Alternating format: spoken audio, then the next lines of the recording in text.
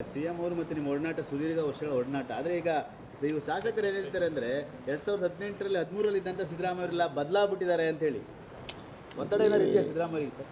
ಈಗ ಏನಾಗಿದೆ, ಕಾಂಗ್ರೆಸ್ಸಲ್ಲಿ ಪವರ್ ಸೆಂಟರ್ಗಳು ಜಾಸ್ತಿ ಇದ್ದಾವೆ, ಗೊತ್ತಾಯ್ತಾ. ಮೊದಲು 13ರಿಂದ 18ರಲ್ಲಿ ಪವರ್ ಸೆಂಟ್ರ್ ಒಂದೇ ಇದ್ದಿದ್ದು. ಈಗ ಪವರ್ ಸೆಂಟರ್ಸ್ಗಳು ಜಾಸ್ತಿ ಇದ್ದಾವೆ, 1, 2, 3 ಎಷ್ಟು ಬೇಕಾದ್ರೂ ಹೇಳ್ಕೋಬೋದು.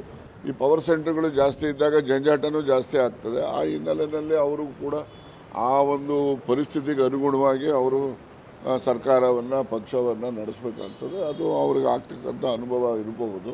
13-18 ಸಿದ್ದರಾಮಯ್ಯನ ನಾವು ನೋಡ್ತಾ ಇಲ್ಲ ಅಂತ ಹೇಳಿ ನೀವು ಹೇಳ್ಬೋದು. ಅದು ಬಹುತೇಕ ಜನರ ಅಭಿಪ್ರಾಯನೂ ಕೂಡ ಅದಿದೆ. Thank you. ಪವರ್ ಸೆಂಟರ್ ಆಗಿದೆಯಲ್ಲ, ಭಾಳಷ್ಟಿದ್ದಾವೆ. ಏನು ಅಪೆಕ್ಸ್ ಬ್ಯಾಂಕ್ ಏನಾಗಿದೆ?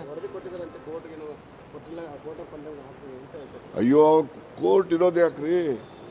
ಕೋರ್ಟ್ಗಳು ಇರೋದು ಯಾಕೆ? ಲಾಯರ್ಗಳು ಇರೋದು ಯಾಕೆ? ಕಾನೂನು ಇರೋದು ಯಾಕೆ? ಯಾರೆಲ್ಲ ಕಾನೂನು ಅವಕಾಶಗಳಿದ್ದಾವೆ ಅವನ್ನೆಲ್ಲ ಬಳಸ್ಕೊಳ್ಳಲಿಕ್ಕೆ ಅವಕಾಶ ಇದೆ, ಬಳಸ್ಕೊಳ್ಳೋದಕ್ಕೆ ಅವರು ಸ್ವತಂತ್ರರು ಕೂಡ ಇರ್ತಾರೆ. ಸರ್, ಈಗ ಬಿಜೆಪಿ ಜೆಡಿಎಸ್ ಸ್ವಪಕ್ಷದ ವಿರುದ್ಧನೇ ಮಾತಾಡ್ತಿರೋ ಶಾಸಕರಿಗೆ ಕೈ ಜೋಡಿಸ್ತೀವಿ, ನಮ್ಮ ಜೊತೆ ಹೋರಾಟಕ್ಕೆ ಬನ್ನಿ ಅಂತ ಹೇಳ್ತಾರೆ. ಅವರಪ್ಪ ಮೊದಲೇ ಅವ್ರ ತಟ್ಟೆನಲ್ಲಿ ಅವ್ರ ಎಲೆನಲ್ಲಿ ದೊಡ್ಡ ಹೆಗಣ ಬಿದ್ದಿದೆ. ಬೆಳಿಗ್ಗೆ ಎದ್ದರೆ ಜಗಳ ಅವ್ರದ್ದೇ ನೋಡ್ತಾ ಇಲ್ವಾ ನೀವು? ಅವ್ರು ಸರಿಪಡಿಸ್ಕೊಳ್ಳೋಕೆ ಹೇಳಿ. ನಮ್ಮ ಬಗ್ಗೆ ಅವ್ರು ಮಾತಾಡಲಿಕ್ಕೆ ಅವ್ರಿಗೆ ನೈತಿಕವಾದಂಥ ಯಾವ ಹಕ್ಕಿದೆ ಹೇಳಿ?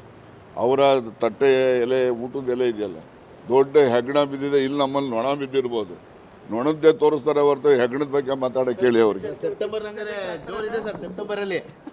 Thank you sir. Thank you sir.